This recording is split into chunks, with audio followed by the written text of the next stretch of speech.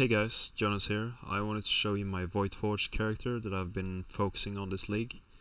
The character is very similar to Mathil's Voidforge Raider builds back in Bestiary League, although there are a couple of changes, partly because, well, Bestiary League was about a year ago, but also because I wanted to make my own spin on the build. So I am using a Voidforge, and thus everything is converted into elemental damage. Voidforge converts all physical damage into elemental damage, so there's a lot of potential in scaling that elemental damage. I'm also a raider with the same ascendancies as Mathil's, and I do have the same amount of frenzy charges and perma-onslaught, so it's a very fast character. There are other routes to take, of course, like going champion, slayer, scion, berserker, or elementalist even, which I definitely want to try out next league. Raider is currently not in the best position, so going some other ascendancy will make for safer gameplay most likely. There's also an advantage in skipping Voidforge altogether and going a physical version, since Impale is very strong right now.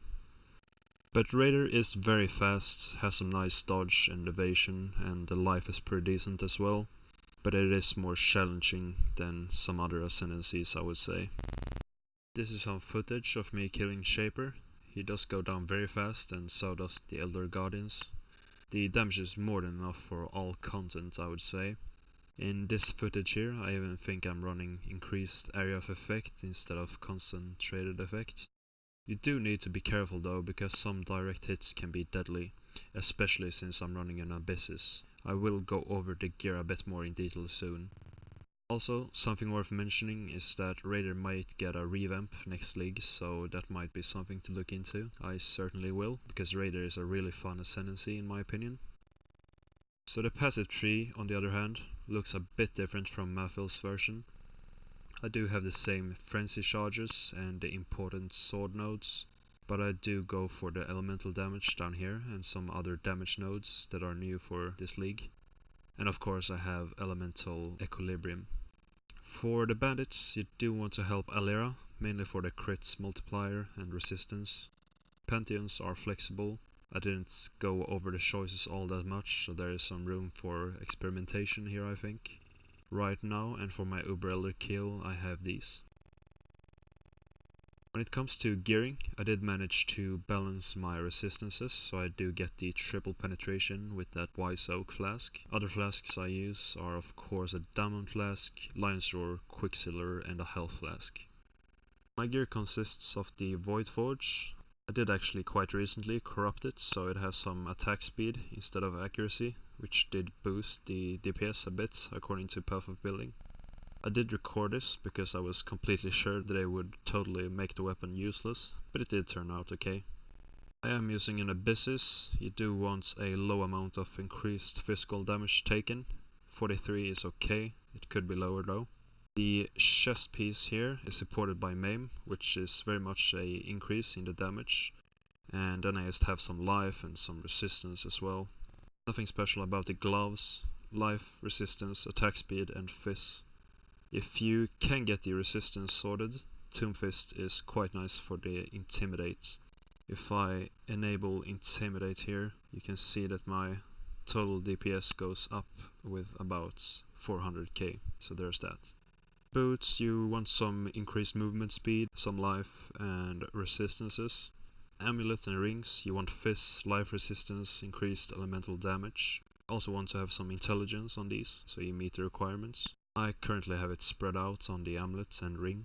The same basics go for the belts, elemental damage, resistances and life. And the jewels, you want damage, damage, damage. Well, damage x4 actually. It's fairly cheap to get a 4-stat jewel, so you should aim for these. Or you can take a safer route and have some increased life on the jewels instead, and your health should go up to almost 7k.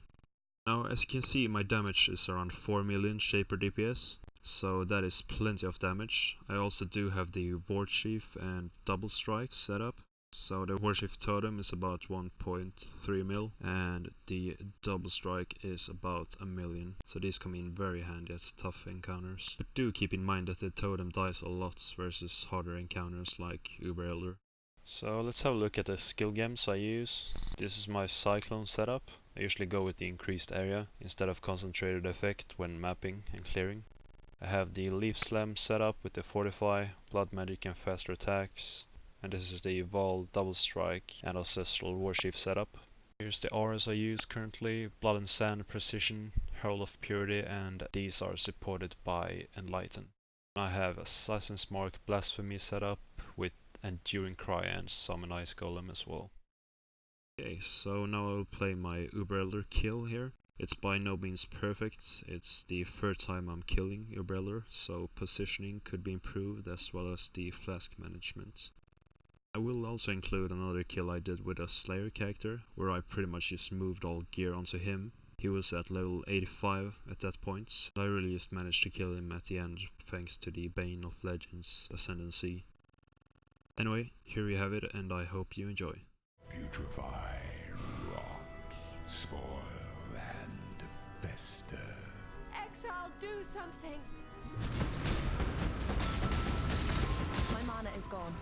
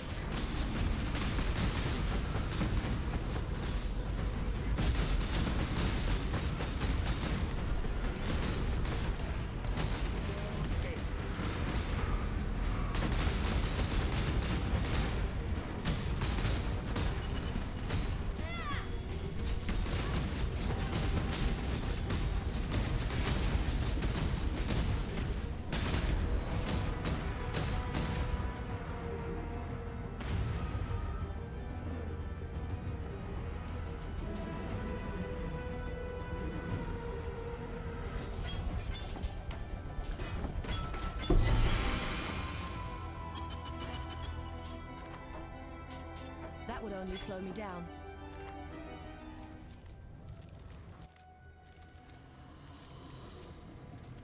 I may not Father, no!